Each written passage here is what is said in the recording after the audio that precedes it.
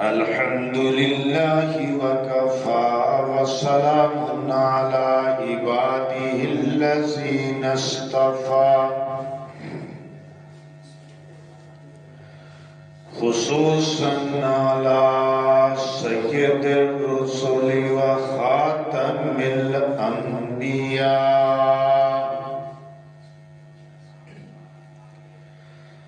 أما بعد فأعوذ بالله من الشيطان الرجيم.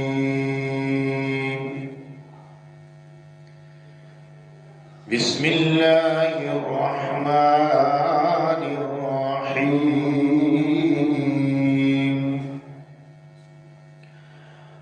النبي أولى بالمؤمنين من أنفسهم وأزواجه أمهاتهم.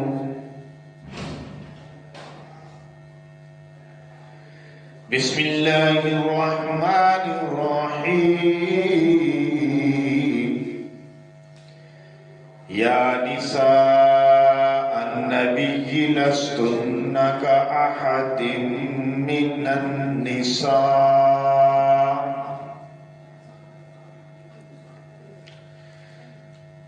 وقال النبي صلى الله عليه وسلم: كمل من الرجال كثير ولم يكمل من النساء إلا مريم بنت عمران وآسية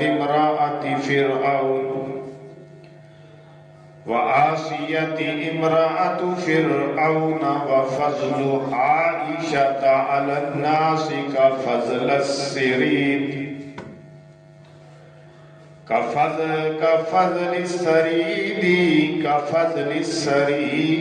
على سائر الطعام. رواه البخاری. یا ربی صلی وسلم دائما ابدا على حبيبك خير الخلق كلهم، وهو الحبيب الذي ترجى شفاعته لكل حول من الأحوال مقتحم.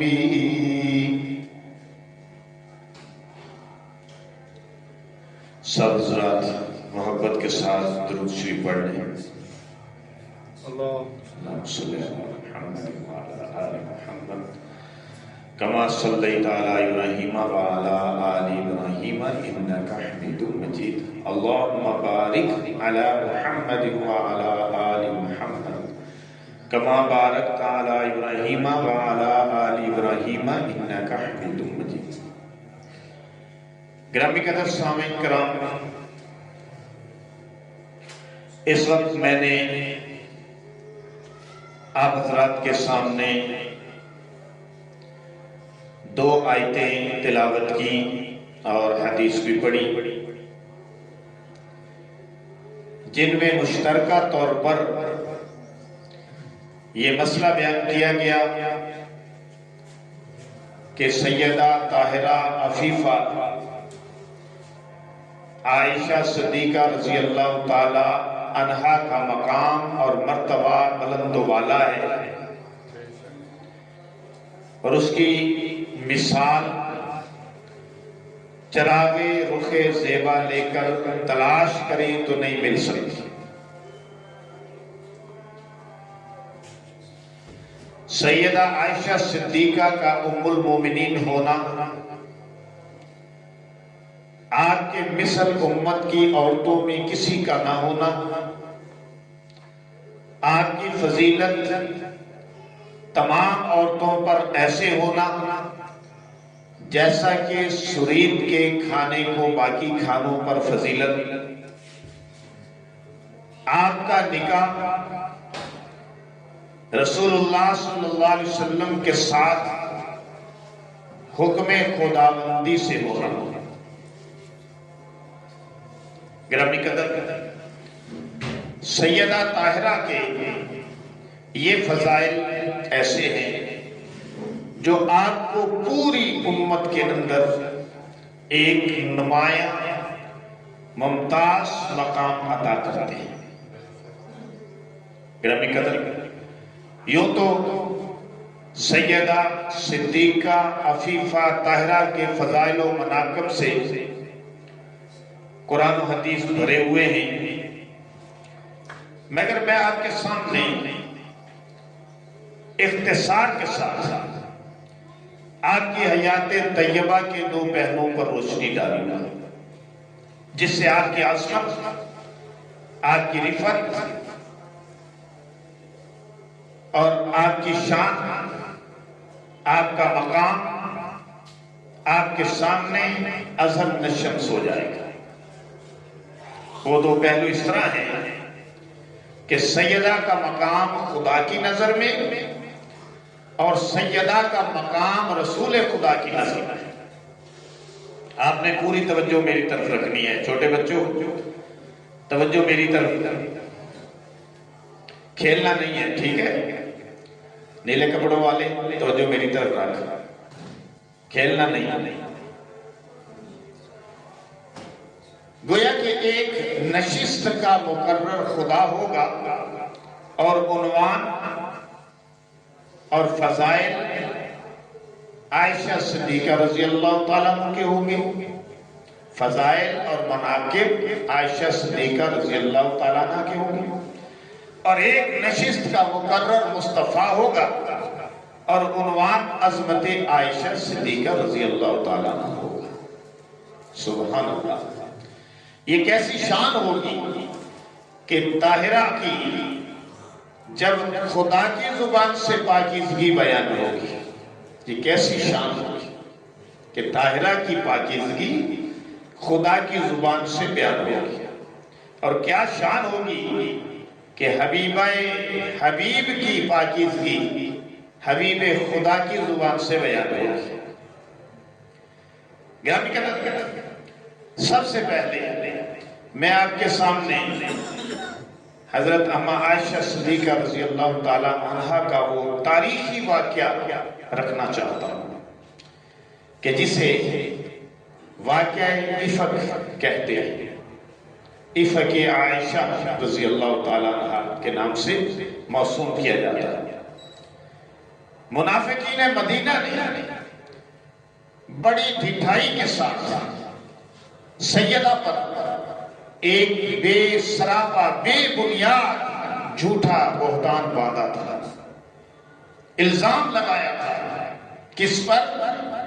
ام المومنین، ہماری ماں، جسے قرآن نے مومنوں کی ماں کہا، اس کے اوپر اللہ نے سورہ نور کے نورانی جلووں میں، سورہ نور کے نورانی پرتوں میں، سورہ نور کی نورانی آیتوں میں اما عائشہ صدیقہ پیغمبر کی رفیقہ باغ نبوت کی اندلیبہ کی پاکیزگی بیان کی۔ بخاری شریف میں اس کی تفصیلات کو بیان کیا گیا ہے، حدیث پاک کے اندر اس کو بڑی وضاحت سے بیان کیا گیا۔ تمہیدی طور پر میں عرض کرتا ہوں کہ بنی مستلق کا ایک چشمہ تھا، شعبان 5 ہجری میں مسلمان اس چشمے کے پاس ان سے مارکا ہوئے تھے، مارکا آرا ہوئے تھے بنی مستلق سے، چونکہ یہ معلوم تھا کہ یہاں کوئی خون ریز جنگ نہ ہوگی، اس لیے منافقوں کی بھی ایک بڑی تعداد رسول اللہ صلی اللہ علیہ وسلم کے ساتھ فوج بن کر اس غزوہ میں شریک ہو گئی تھی۔ ابن سعد کہتے ہیں وَخَرَجَ مَعَهُ بَشَرٌ كَثِيرٌ مِنَ الْمُنَافِقِينَ وَلَمْ يَخْرُجُوا فِي غَزَاةٍ قَطُّ مِثْلُهَا، منافقین کی ایک بڑی جماعت آپ کے ساتھ اس غزوہ میں شریک ہو گئی۔ غزوہ بنی مستلق میں کسی اور غزوہ میں اتنی شریک نہیں، کیونکہ ان کے پتا تھا کہ یہ جنگ نہیں ہونی، اس لیے شریک ہو گئے۔ اب اس غزوہ میں سرکار دو عالم صلی اللہ علیہ وسلم کے ساتھ سفر میں جانے کے لیے جس رفیقہ حیات کا انتخاب کرنا تھا تو قرآن اندازی سے کیا گیا. تو قرآن حضرت اما عائشہ صدیقہ رضی اللہ تعالیٰ عنہ کے نام نکلا ہے، گویا ان کا انعام نکلا ہے. پھر مسلمانوں کا لشکر جو ہی بنی مستلق پہنچا ان لوگوں نے ہتھیار ڈال دیا. اس طرح قبیلہ بنو مستلق بغیر کسی مزاحمت کے فتح ہو گئے. سرکار دو عالم صلی اللہ علیہ وسلم نے واپسی کی تیاری فرمائی، صحابہ کرام کو روانگی کا حکم دیا. یوں مسلمانوں کا تمام لشکر روانہ ہو گیا. رات ہو گئی، راستے میں ایک مقام پہ پڑاؤ ڈالا. مسلمانوں کا لشکر آرام کرنے کے لیے وہاں لیٹ گیا. پچھلے پہر لشکر روانگی کو تیار تھا. گردن کو ہاتھ لگایا تو کیا دیکھتی ہیں کہ بہن کا قیمتی ہار گلے میں نہیں ہے. کم سنی کی عمر تھی، یہ سب سے کم سن بیوی تھی رسول اللہ صلی اللہ علیہ وسلم. اور یہ بھی یاد رکھیے کہ صدیق کائنات حضرت ابوبکر صدیق رضی اللہ تعالیٰ عنہ کی بیٹی تھی. حضرت ابو بکر کی بیٹی بھی حضور کے گھر میں، حضرت عمر کی بیٹی بھی حضور کے گھر میں. ابو بکر کی بیٹی کا نام عائشہ صدیقہ رضی اللہ تعالیٰ اور عمر کی بیٹی کا نام حضرت حفصہ رضی اللہ تعالیٰ. دونوں کو بلکہ رسول اللہ صلی اللہ علیہ وسلم نے کل 13 شادیاں فرمائیں.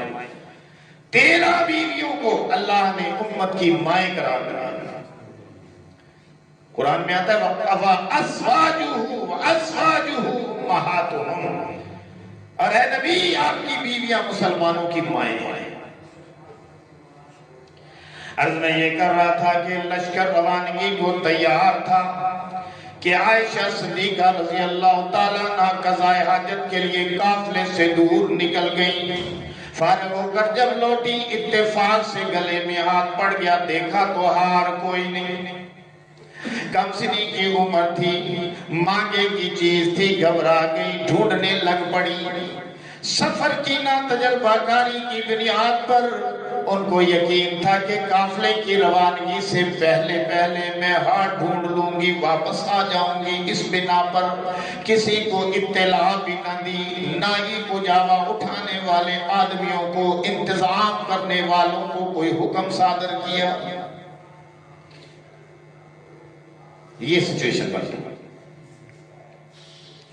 ساربان حسب معمول، حسب دستور محمل کو اونٹ پر رہ کر قافلوں کے ساتھ روانہ ہو گئے.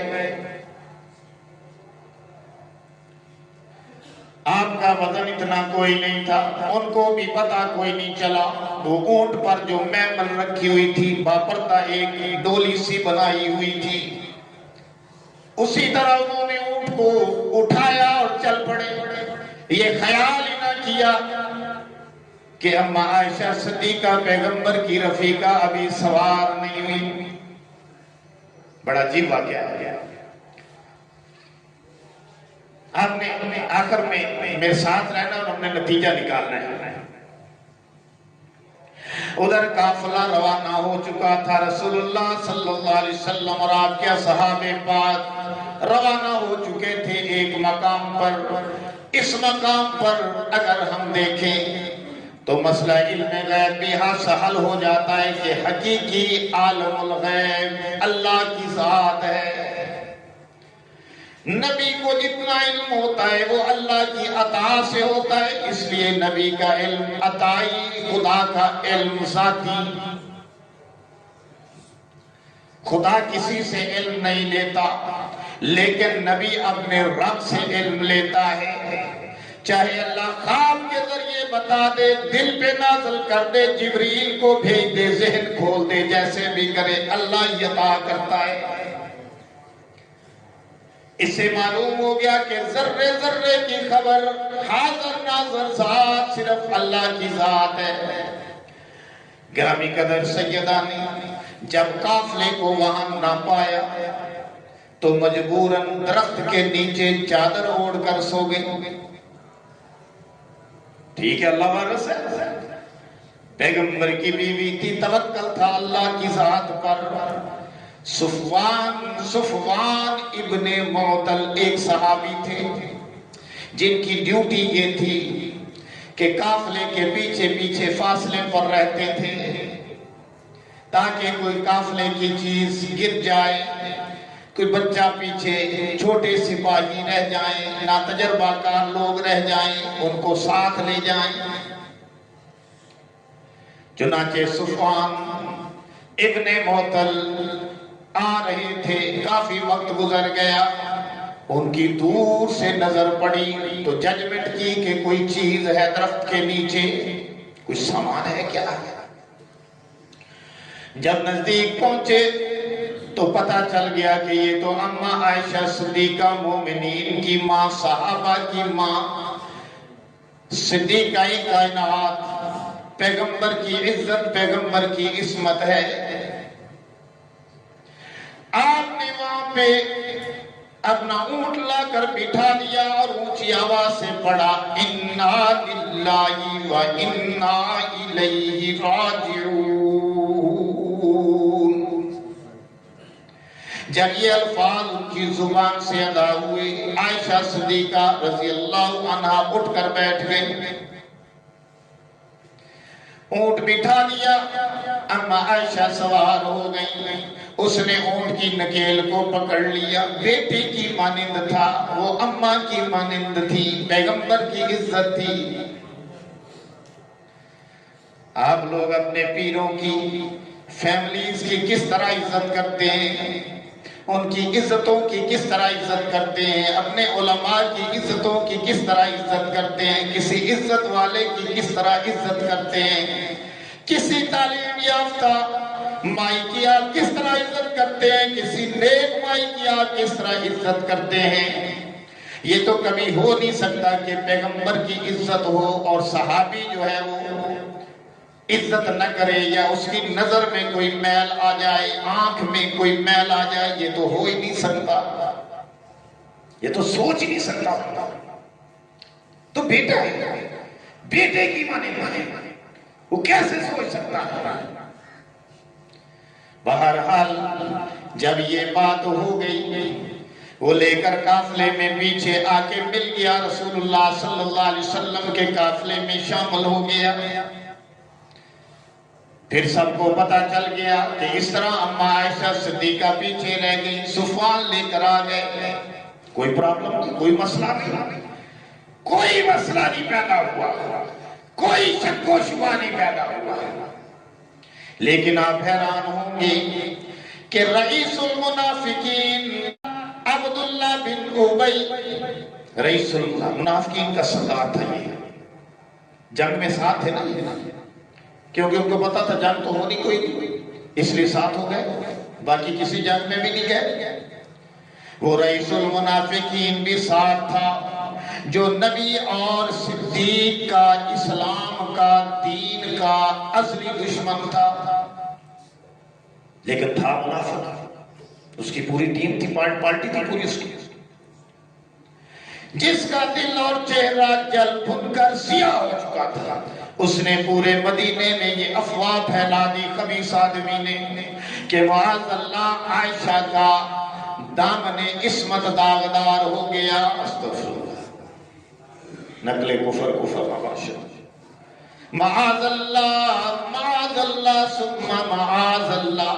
یہ اس کے نبی اور صدیق کے ساتھ بغض بھرے دل کے اندر جو اس کے سرانٹ تھی، جو حسد تھا، جو ساڑ تھا، جو بیٹ تھا، وہ تھا جس نے اسے پورے مدینے میں پوری ڈھٹائی کے ساتھ پھیلا دیا، خبر کو عام کر دیا،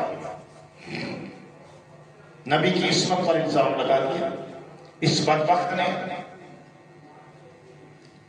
خدا اس کو برباد کرے، ہوتا رہے گا انشاءاللہ. یہ رئیس المنافقین عبداللہ بن ابی،